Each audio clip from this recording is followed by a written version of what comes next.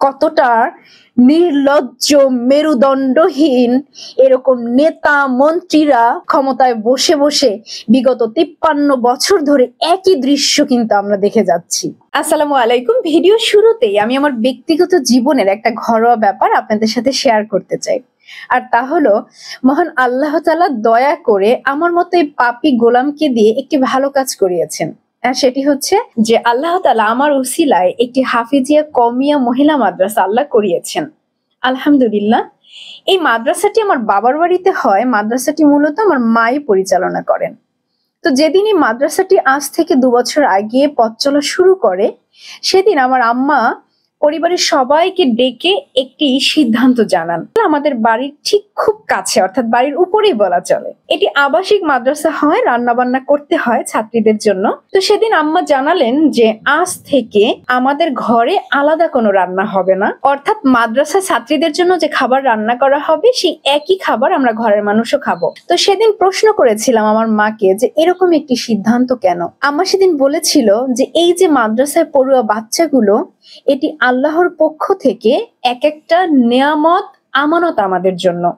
এই আমানতের উপরে যথাযথ দায়িত্ব যদি আমরা পালন না করি, তাহলে আল্লাহর কাছে জবাবদিহি করতে হবে। আলহামদুলিল্লাহ, শুরু থেকে আমাদের মাদ্রাসার ছাত্রীর সংখ্যা যথেষ্ট ছিল। আপনারা স্বাভাবিকভাবেই জানেন যে আবাসিক মাদ্রাসায় যেহেতু ছাত্রছাত্রীর সংখ্যা অনেক থাকে, সেখানে কিন্তু বাহারি রকমের খাবার তৈরি করা সম্ভব হয় না। তো সে কারণে আম্মা বলেছিলেন যে ওরা 1-2 রকমের মেনু দিয়ে খাবার খাবে, আর আমরা ঘরের মানুষ অনেক রকম মেনু দিয়ে খাবার খাবো। কিয়ামতের দিন আল্লাহ যদি আমাকে প্রশ্ন করে যে তুমি এই বৈষম্যমূলক আচরণ কেন করেছিলা, আমি সেদিন কি জবাব দিব? আর সে কারণে মাদ্রাসায় যা রান্না হবে, ঘরেও সেই একই খাবার খাওয়া হবে।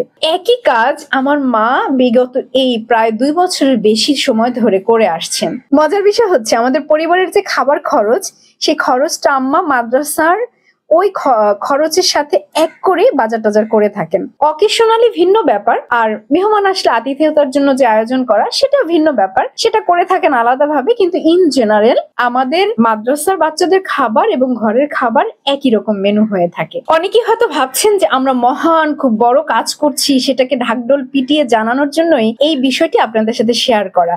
মোটেই তা নয়। কেন এই কথাটি বলেছি? আমার মা বড় কোনো চেয়ারে বসা ক্ষমতাধর গুণীজন না। আমার মা ইউনিভার্সিটির বারান্দায় কিন্তু পা রাখেননি, কিন্তু তার কাছে শিখেছি দায়িত্ববোধ কাকে বলে, বৈষম্যহীনতা কাকে বলে। এবং ছোটবেলা থেকে আমার মায়ের এই নীতি আদর্শগুলো দেখে দেখে বড় হয়েছে। আলহামদুলিল্লাহ। এটি গেল দায়িত্ববোধের উদাহরণ। এবার আসা যাক একটি রাষ্ট্রের দিকে, মালয়েশিয়া। আজকের এই উন্নত মালয়েশিয়ার দৃশ্য যখনই আমাদের চোখে পড়ে, তখনই আমাদের মানসপটে ভেসে ওঠে একটি নাম, মাহাথির মোহাম্মদ, তাই না? মাহাথির মোহাম্মদ যখন ক্ষমতায় ছিলেন, তখন তার একটি মেজর অপারেশনের প্রয়োজন হয়েছিল। তার ডাক্তাররা তাকে জানান, আপনার এই চিকিৎসার জন্য আপনাকে নিয়ারেস্ট সিঙ্গাপুর অথবা জার্মানিতে যেতে হবে, কারণ মালয়েশিয়াতে এত উন্নত চিকিৎসার ব্যবস্থা এখন পর্যন্ত হয়নি। তখন মাহাথির মোহাম্মদ তার ওই সময়কার স্বাস্থ্য মন্ত্রণালয়ের দায়িত্বে থাকা লোকদেরকে ডেকে তিনি বলেছিলেন, আগামী 2 সপ্তাহের মধ্যে এই রোগের চিকিৎসার জন্য যা কিছু প্রয়োজন হয়, যত উন্নত সরঞ্জামাদি কিংবা উন্নত চিকিৎসক যেখান থেকে পৃথিবীর যে প্রান্ত থেকে নিয়ে আসা প্রয়োজন হয়, আপনারা সেই ব্যবস্থা করুন। অর্থের যোগান দিবে রাষ্ট্র, যাতে করে শুধুমাত্র আমার চিকিৎসা নয়, বরং আগামীতে এই রোগের চিকিৎসা আমার দেশের জনগণ যারই প্রয়োজন হবে, সে যাতে স্বাচ্ছন্দ্যে নিজ দেশে থেকেই চিকিৎসা নিতে পারে। আমি নিজ দেশেই চিকিৎসা নিতে চাই। যদি সক্ষম না হই, মরতে হলে নিজের দেশে বসেই মরবো, তবু আমি বাইরের দেশে চিকিৎসা নেওয়ার জন্য যাব না। এটিও ছিল একজন রাষ্ট্রপ্রধানের কথা।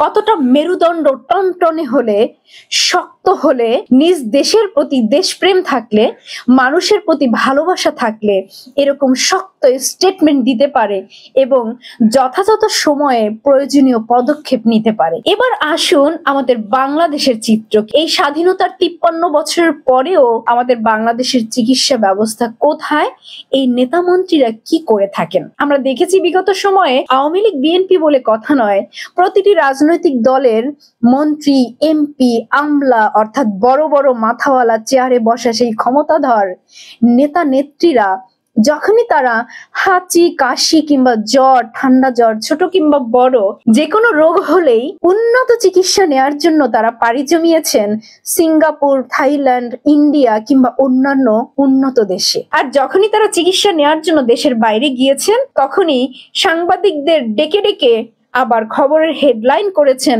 অমুক মন্ত্রী অমুক এমপি অসুস্থ হয়েছেন আর উন্নত চিকিৎসা নেয়ার জন্য অমুক উন্নত দেশে যাচ্ছেন। আবার চিকিৎসা নিয়ে যখন নিজ দেশে ফিরে এসেছেন নিজ দেশের সাংবাদিকদের ডেকে এয়ারপোর্টে আবার খবরের শিরোনাম করেছেন অমুক মন্ত্রী অমুক এমপি অমুক বড় নেতা পাতা ছাতা উন্নত দেশ থেকে উন্নত চিকিৎসা নিয়ে সুস্থ হয়ে নিজ দেশে ফিরে এসেছেন। কতটা নির্লজ্জ মেরুদণ্ডহীন এই ধরনের যুগে যুগে নেতা পাতা ছাতা এই দেশের নামধারী মুখোশধারী দেশপ্রেমিকরা ক্ষমতায় বসে বসে বিগত 53 বছর ধরে একই দৃশ্য কিন্তু আমরা দেখে যাচ্ছি। অথচ তাদের বিবেকে এটা নাড়া দেয়নি আমার ক্ষমতা আছে, জনগণের রক্ত চুষে চুষে আমি টাকার পাহাড় করেছি, রাষ্ট্রীয় অর্থ খরচ করে আমি আজকে ক্ষমতার দাপটে ক্ষমতার জোরে আমি উন্নত দেশে চিকিৎসা নিতে যাচ্ছি। কিন্তু আমার দেশের জনগণ যাদের অর্থ দিয়ে আমি চিকিৎসা নিলাম সেই জনগণ কোথা থেকে চিকিৎসা নিবে? তারা অসুস্থ হলে তারা কিভাবে চিকিৎসা সেবা পাবে? কি করে আমরা দেশের আজকে চিকিৎসা ব্যবস্থা উন্নত করব সেই চিন্তাটা তারা করেনি। অন্য দেশে গিয়ে উন্নত চিকিৎসা নিয়েছে তার মানে এটা যে তাদের একটা রাষ্ট্রীয় অক্ষমতা, অযোগ্যতা, দুর্বলতা, লজ্জার একটা জায়গা। এই জায়গাটা তাদের সেই লজ্জা কখনোই লাগেনি। যদি লজ্জা হতো তাহলে তারা কখনোই এভাবে খবরের হেডলাইন হতে পারতো না যে উন্নত চিকিৎসার জন্য অমুক নেতা অমুক দেশে পাড়ি জমিয়েছেন। অথচ আমরা দেখেছি প্রতিটি বছর রাষ্ট্রীয় বাজেটে এই চিকিৎসা ক্ষেত্রে কত কত কত কত টাকা বরাদ্দ হয়েছে, কিন্তু এই স্বাধীনতার 53 বছরের মধ্যেও এখন পর্যন্ত স্বাস্থ্য খাতের উন্নতি ঘটে নাই। কিন্তু তারা আবার ওই বক্তৃতার মঞ্চে দাঁড়িয়ে বলেছে দেশপ্রেম, দেশের মানুষকে ভালোবাসি, এটা আমার বাবার দেশ, এটা আমার চাচার দেশ, এটা আমার খালুর দেশ, আর এই দেশের মানুষের জন্য জীবনটা শেষ করে দিলাম, এই দেশের মানুষের জন্য আমরা কি না করেছি। আমি কিছুদিন আগে একটি ভিডিও বানিয়েছিলাম যে বাংলাদেশ ভারত বর্তমান চলমান সংকটে বাংলাদেশ কিংবা ভারত কে কতটুকু ক্ষতিগ্রস্ত বা লাভবান হবে। সেই ভিডিওতে এক ভারতীয় আমাকে একটি কমেন্টস করেছেন। তিনি বলেছেন 18 কোটি মানুষের দেশ, এখানে চিকিৎসা ব্যবস্থা নেই, এটাও বড় লজ্জার বিষয়। 2024 সালে অন্য দেশে আসতে হয় এবং যেতে হবে, প্রথমে আপনাদের দেশের চিকিৎসা ব্যবস্থা উন্নত করুন। এই যে কমেন্টসটি, এটি আমার কাছে মনে হয় তিনি যথার্থই বলেছেন।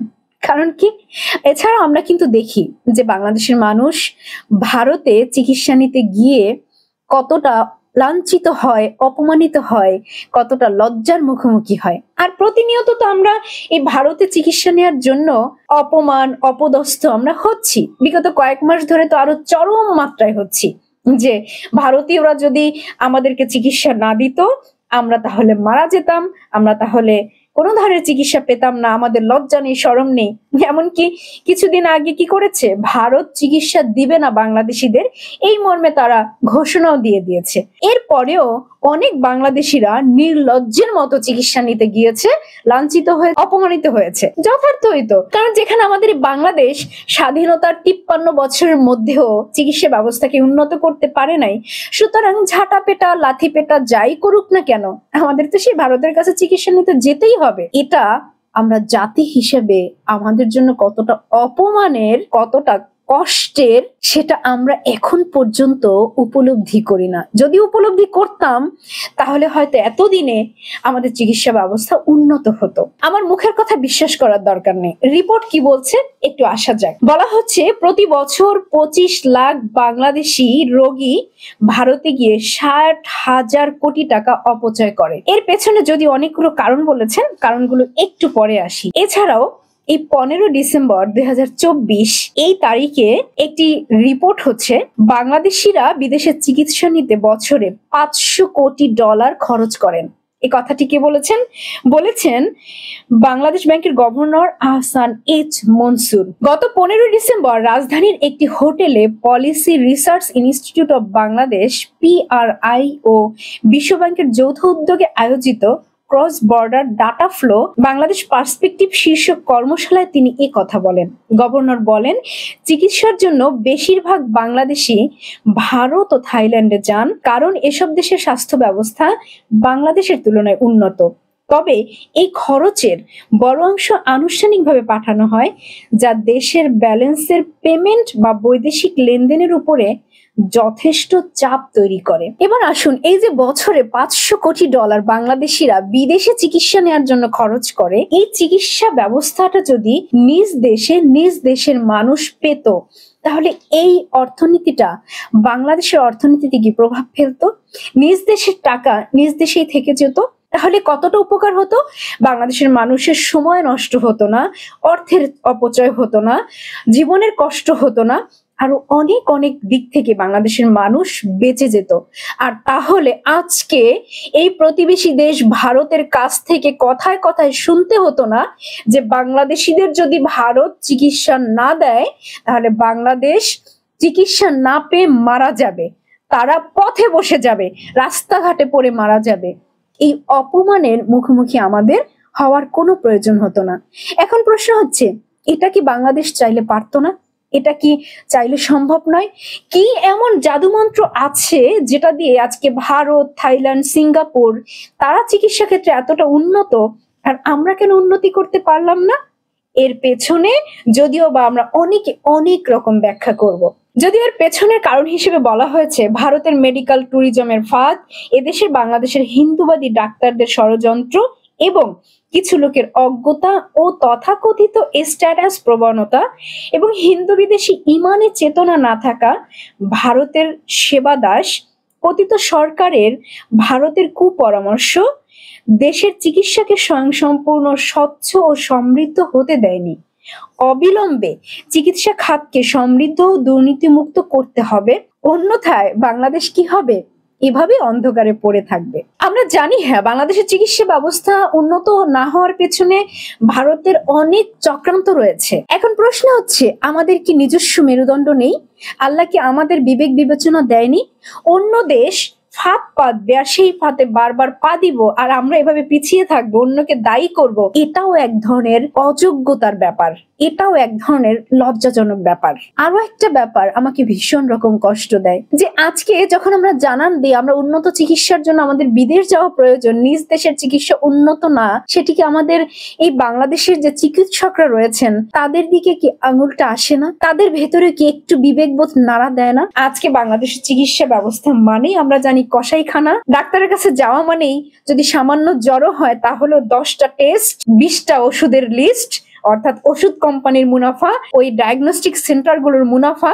আর এই ডাক্তারদের মনুষ্যত্ব বোধও এতটাই মরে গিয়েছে, চাপা দিয়ে দিয়েছে তারা, যে তাদের ভেতরে এতটুকু মনুষ্যত্ববোধ নাড়া দেয় না যে আহত অসুস্থ মানুষগুলোর সাথে আমরা কিভাবে কসাইয়ের মতো আচরণ করি। আমরা ডাক্তার, আমাদের পেশাটা একটা মহান পেশা, আমাদের মানুষের সেবা করা এটি একটি মহান কাজ। এই মনুষ্যত্ব বোধটাই আজকে ডাক্তাররাও হারিয়ে ফেলেছে, আর যার কারণে বাংলাদেশের মানুষ দেখে ভুক্তভোগী হয়। মাঝে মাঝেই আমরা আতঙ্কিত হয়ে যাই যখন দেখি ভুল চিকিৎসায় মারা যাচ্ছে, যখন দেখি একটা সামান্য জ্বরের জন্য আমাদের 10 রকম ওষুধ খেতে হয়। এরকম নজির, এরকম দৃষ্টান্ত আর মনে হয় না যে পৃথিবীর অন্য কোনো দেশ রয়েছে। আর এই ডাক্তাররা এই কাজগুলো করার কি করে সাহস পায়? কারণ জানে রাষ্ট্র তাদের অন্যায়ের বিরুদ্ধে কোনো পদক্ষেপ নিবে না, আর সাধারণ মানুষ তো আমাদের হাতে জিম্মি, সুতরাং তারা কোথায় যাবে? তাই যা খুশি তাই করতে পারি। আজকে বাংলাদেশের এই চিকিৎসা ক্ষেত্রের এই অবস্থার জন্য যেমন দায়ী রাষ্ট্র, তেমনি দায়ী এই পেশাগত ডাক্তাররা, তেমনি দায়ী আমরা কিছু মানুষও। তো মিডিয়া তারা যতটা হাইলাইট করে উন্নত দেশের চিকিৎসা নিয়ে, ঠিক ততটা যদি আজকে এই চিকিৎসা ক্ষেত্রের বিষয়গুলোকে এইভাবে হাইলাইট করতো, দুর্বলতা সবলতাগুলো, তাহলে সেখানে এক ধরনের জনসেবা হতো, মানুষ সচেতন হতো, জানতে পারতো। তো সময় এসেছে ঘুরে দাঁড়ানোর। কথা বলার, আওয়াজ তোলার। তাই যে যার জায়গা থেকে কথা বলুন, প্রতিবাদ করুন। শুধুমাত্র বাংলাদেশের চিকিৎসা ক্ষেত্র নয়, আমরা বাংলাদেশ প্রতিটি সেক্টরে যাতে স্বয়ংসম্পূর্ণ হতে পারি, সেজন্য আমাদের যা যা করা প্রয়োজন আমরা যেন সেই প্রয়োজনীয় পদক্ষেপগুলো নেই, যে যার জায়গা থেকে যার যার সামর্থ্য অনুযায়ী। আল্লাহ আমাদের সোনার বাংলা গড়ার তৌফিক দিক। আল্লাহ আমাদের হেফাজত করুক সমস্ত পরাশক্তির হাত থেকে। এই কামনায় আজকের মতো বিদায় নিচ্ছি। আবার কথা হবে নতুন কোনো বিষয় নিয়ে অন্য কোনো ভিডিওতে। সে পর্যন্ত আল্লাহ আমাদের সবাইকে অনেক অনেক ভালো রাখুক, তার রহমতের চাদরে হেফাজতে রাখুক। আল্লাহ হাফিজ। আসসালামু আলাইকুম।